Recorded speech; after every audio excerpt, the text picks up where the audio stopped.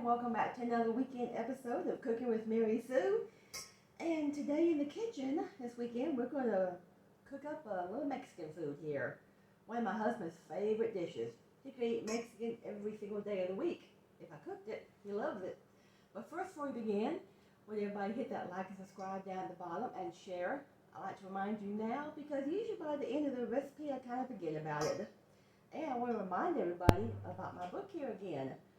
I wrote this last year. It was published in December by Christian Faith Publishing House. It's a cute little story about our kitten that lives outside, Miss Kitty. That's her name, Miss Kitty. Awesome Adventures of Miss Kitty and Her Woodland Friends.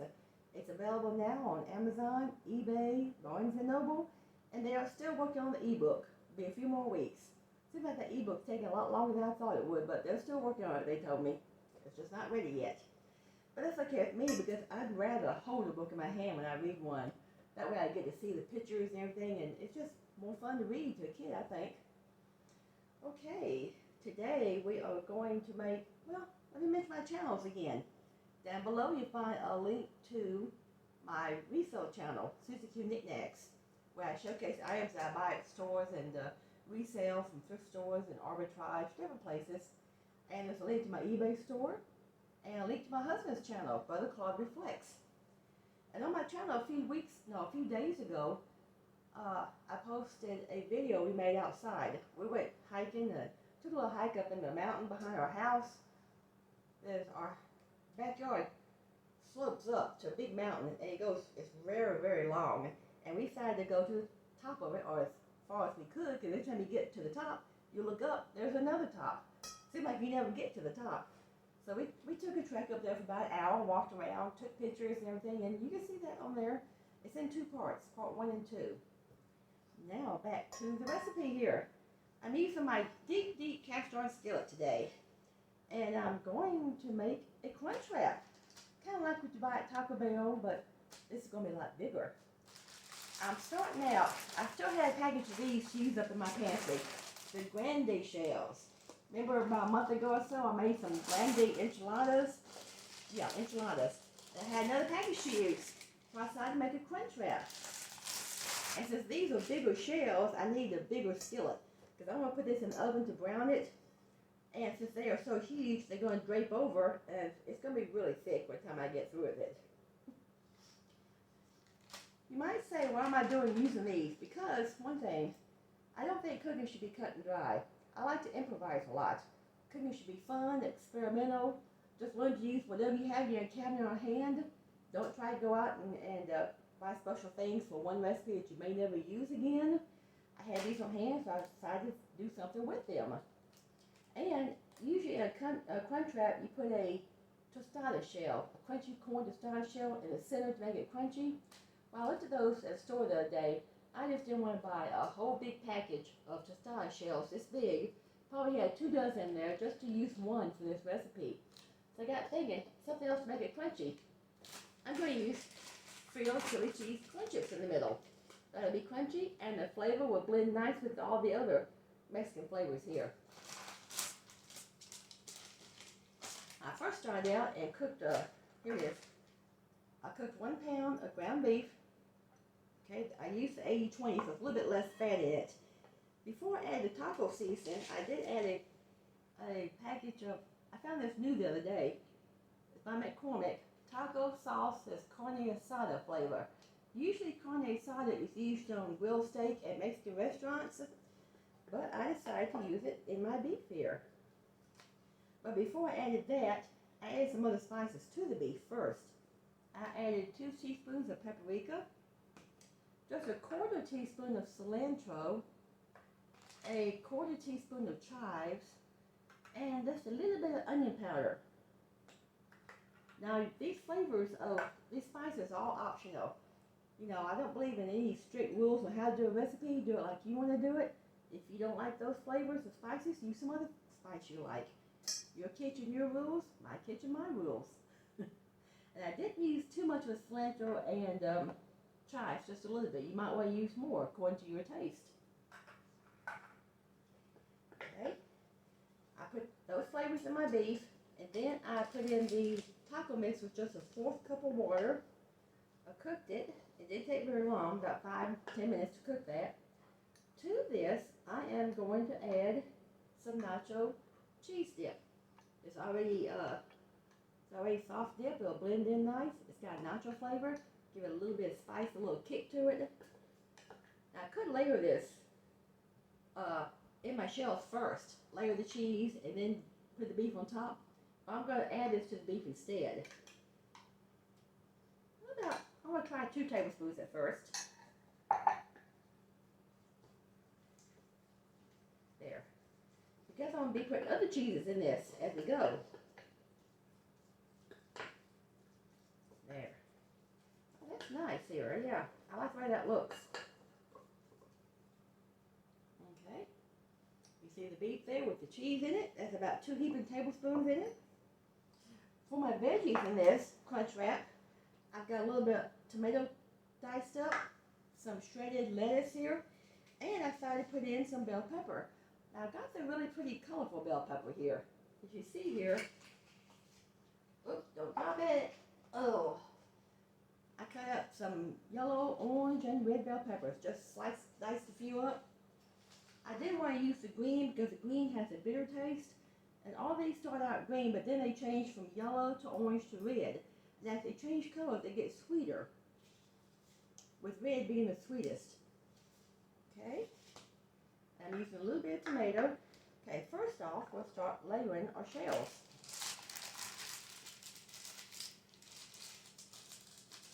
You know what? I taped these up the other day. Oh, there it is. I thought I wasn't going to be able to get into it.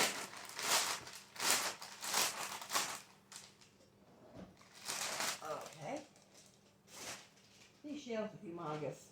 Normally I make this using smaller shells. So we'll see how it comes out using these giant shells. We're going to have one very, very big deep Crunchwrap, that's for sure. Going to lay these around at least, let me see. I need 5.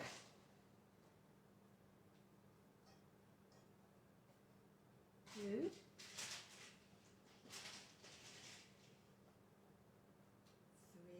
Yeah, it's falling over the edge there. I want about half of it over, about half of it down in this. You know what? I forgot the most important thing.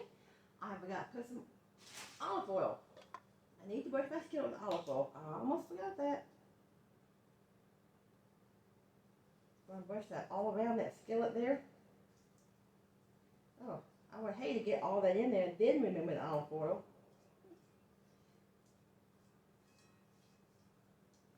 That will help it brown while it's cooking. It's going to be in the oven on 425 for not long, about 10 minutes till it gets golden brown.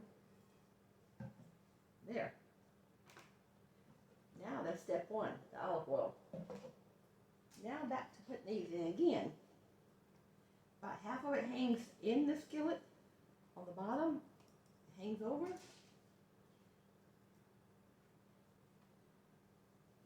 Put this other half.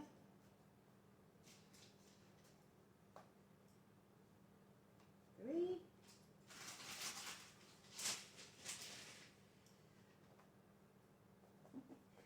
4. Let me see. 1 for the center in a minute when I get done with this. These are overlapping, that's okay. That'll just make everything stay in better. It won't fall out when you go to cut it. Okay, now on the bottom I'm going to put some shredded cheese down there. I'm going to use a combination. Some of it's going to be extra sharp cheddar, and I've got this Mexican style blend. The Mexican style has 4 flavors in it: shredded Monterey Jack, cheddar, queso quesadilla, and asadero. If this isn't enough, I've got a bigger bag of Mexican cheese here. I think we're going to have plenty of cheese till we get through here.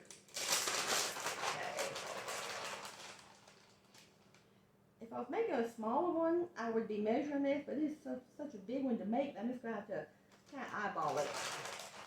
Some of my recipes are you just have to learn to eyeball it. Put enough in what looks like it might be enough. Okay. That looks like about a cup, almost, not quite, but maybe almost a cup of shredded cheddar. Go ahead. Be done with it. Like I said, my rules is no rules at all. Just do what looks good. Okay. Now I'm gonna put all this beef in here.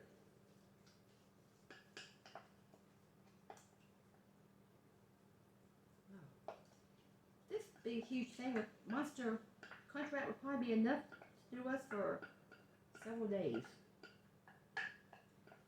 Be enough for his Mexican fix for a while. And if this wasn't enough, we just got back from going to a Mexican restaurant today at lunch and brought leftovers home. There. See there? There it is. The beef spread out.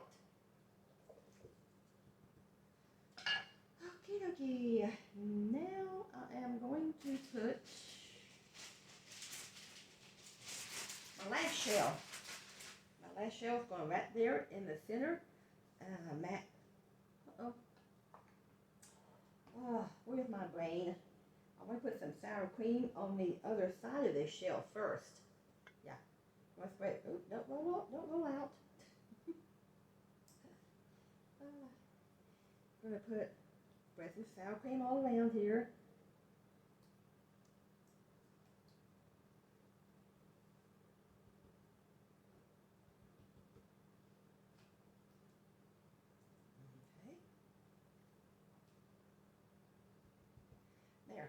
Now I'm going to put this down. If you like, you could put refried beans in this. I like refried beans, but I'm not going to do that this time, but you could. Like I said, you can make this, I'm not sure how to make it, but what you put in it's up to you. Okay, now the veggies. There's a shredded lettuce.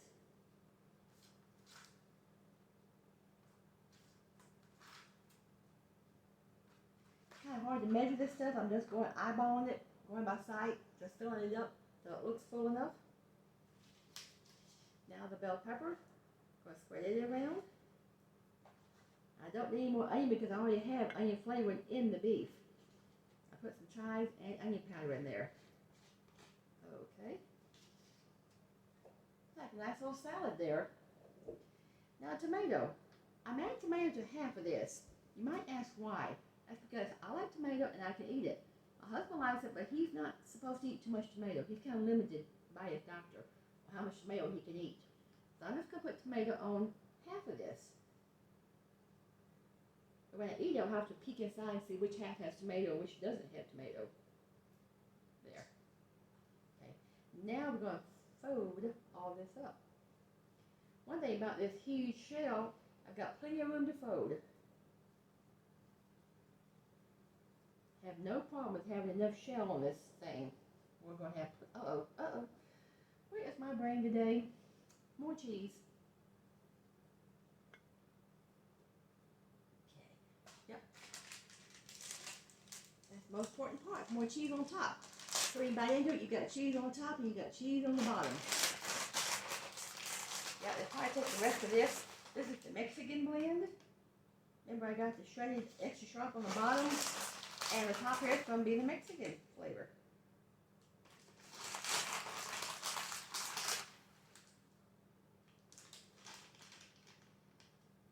Yep. That looks just about right. See there? Doesn't that look yummy? Now we can throw it in. And I hope I haven't forgotten anything again.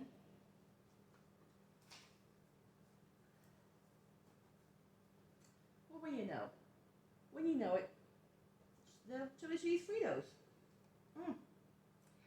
I told you I haven't made this GRANDE before, so it's the first time I made one this huge. Normally, I would have put this on top of the beef, but I forgot. We'll just have to put a few here, right on top of the cheese. That's okay. See, if you make boo-boos when you cook it, doesn't matter. It's still edible. And when you use these, you can nibble while you're cooking.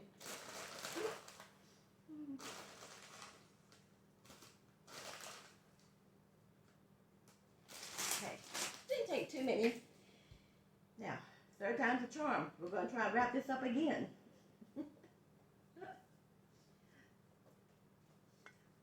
I'm glad these shells are holding up. They're not breaking. As many times I've been folding them over. Oh, perfect, perfect. It's going to be gorgeous.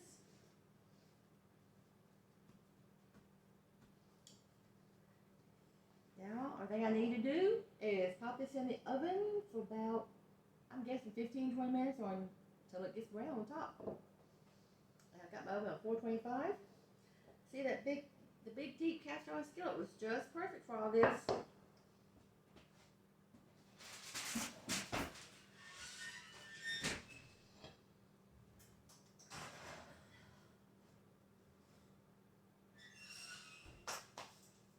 We'll be back in 20 minutes. I'm going to clean this mess up. By then, we'll be right back.